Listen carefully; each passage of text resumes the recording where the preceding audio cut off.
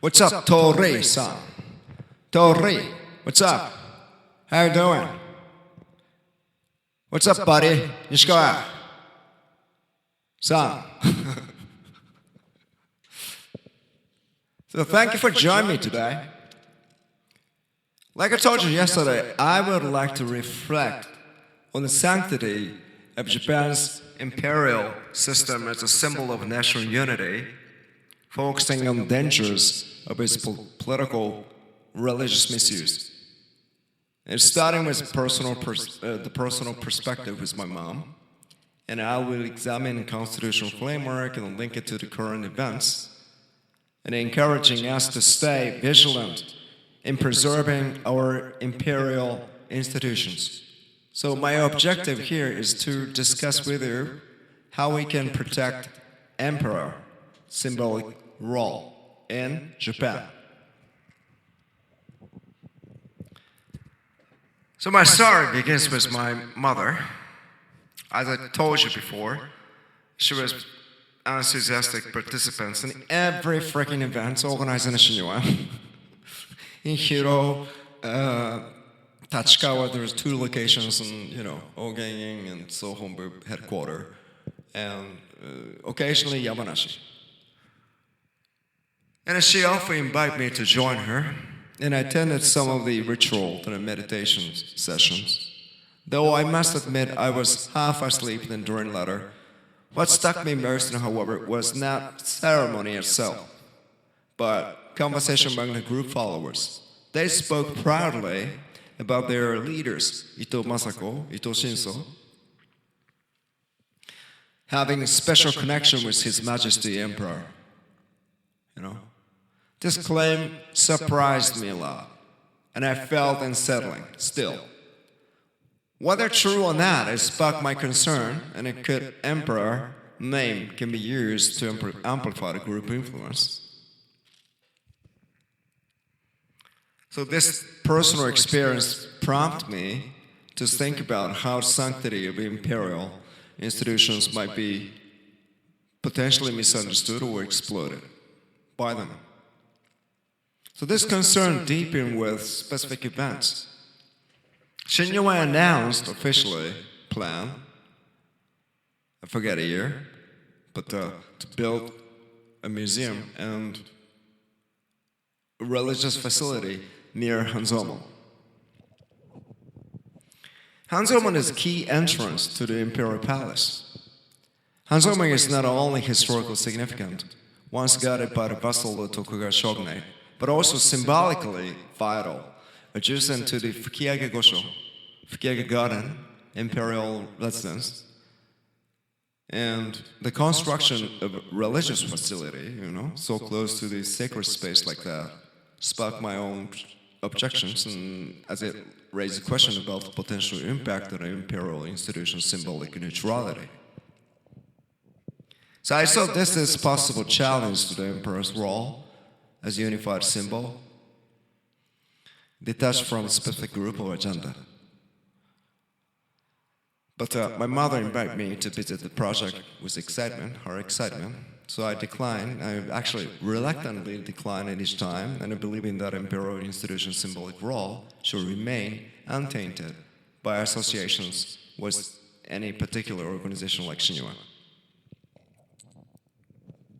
So my personal concern connects to the broader issue from a constitutional framework perspective.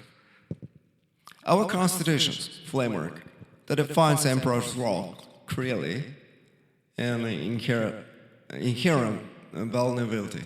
The Article 1 of the Japanese Constitution designates emperor as a symbol of the state and of the unity of the people, while Article 4 explicitly states that emperor shall not have any powers related to the government. And Articles 6 and 7 further stipulate that emperor's public acts such as appointing the prime ministers or convoking diet are performed thoroughly on advice and approval of the cabinet, which holds actual decision-making authority, right? So this structure born from the lessons of pre-war Japan that ensure that emperors remain separate from political power. So the cabinet advice and approval serve as a political check to maintain emperor's political neutrality. For example, the appointment of the prime ministers or promulgation of any law is carried out and under the cabinet directions, with the emperor's role being purely ceremonial. However, this mechanism is reliant on the cabinet's independence and impartiality. If a cabinet were influenced by specific ideologies, such as Maoism, communism, Marxism, Churchill ideology, whatever it's called, or a group of people in so-called Shinnyoens, inappropriate advice could risk aligning emperor's symbolic role with political objective. So therefore, independence of the judiciary that is guaranteed by Article 76 of the Constitution become paramount. Judiciary has authority to interpret constitutions and review the legality of the public acts, including those advised by cabinet. For example, if the cabinet advice were to violate constitutions, code could in theory intervene to collect them. But if the judiciary was swayed by an ideological or religious group, interpretation of the constitution could be distorted, and potentially allowing emperor's role to be misused and expand improperly. Similarly, imperial household agency tasked with managing emperor's public activities must remain neutral. If this whole freaking system faltered, emperor's action could be exploited for propaganda, maybe, beyond cabinet intent. That's a risk. And recent events highlighted this vulnerability, in the real world. For instance, 2019, in Aichi Prefecture art exhibitions called Triennale, which featured barn portrait of the Emperor Showa, sparked controversy over the balance between freedom and expressions and respect for the imperial legacy. This instance showed how the imperial institution can become a focal point for the social conflicts.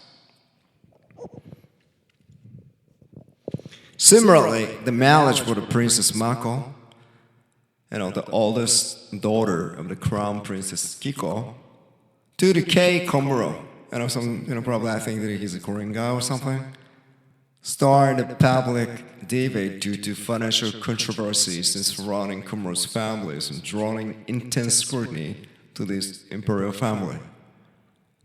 And now, additionally, on the issue of the imperial successions, limited to the male heir, has promoted discussions about whether the female succession should be allowed, raising questions about the very survival of the imperial institutions. So these are actually the example. Actually, these examples illustrate how the emperor's symbolic role can be shaken by external pressures and societal divides, maybe global pressure too, like United Nations. So the political actors and groups that attempt to leverage the imperial name for their own purposes, constitutional framework alone may not provide sufficient protections for the system. In that aspect, I think separation to religion and the state is pretty important. That is enshrined in Article 20 of the Constitution. It's particularly relevant, right? The Article 20 ensures that no religious organization receive privilege from the state or the state does not engage in religious activities. Article 21 further guarantees the freedom of expressions protected in religious group activities. However, if the religious groups, like Shinnyoen, seek to expand its political influence by invoking imperial institutions, this was violating the spirit of the Article 20. The project and a statement that ties an imperial name to the specific group and agenda could cross constitutional boundary, right? So how then we can address these vulnerabilities? I propose following, the concrete measures. The one, sounds mediocre, but we should do this. Strengthening the judicial imperial household agency independence to uphold the judicial independence, enhancing transparency in appointment of judges, potentially incorporating public inputs to ensure impartiality, and establishing an independent oversight committee for the imperial household agency to ensure the emperor's public activity remain free from political influence by the religious, by any political interest group. And a monitoring the religious organization like Shinnyoen, strengthen enforcement in the Public Office and Election Act and a Political Fund Control Act to increase transparencies in religious organization political activities. For instance, mandate public disclosures of the public funding, the political funding to prevent undue influence. And we also clarify legal guideline under Article 20 to prevent religious groups from using imperial name for their own agenda, right? And lastly, maybe we should leverage freedom of the press to ensure the media provide accurate information about imperial institutions and politics, promoting media literacy to help citizens to discern credible information, and introduce an education program maybe in a school and a community to deepen understanding the Constitution per se and an emperor's role.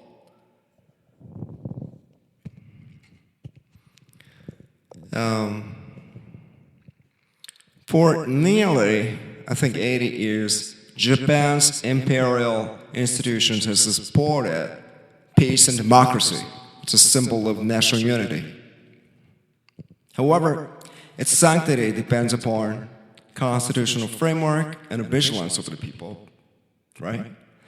The cabinet advice and approval and judicial independence, imperial household agencies and neutrality is an essential safeguard for that.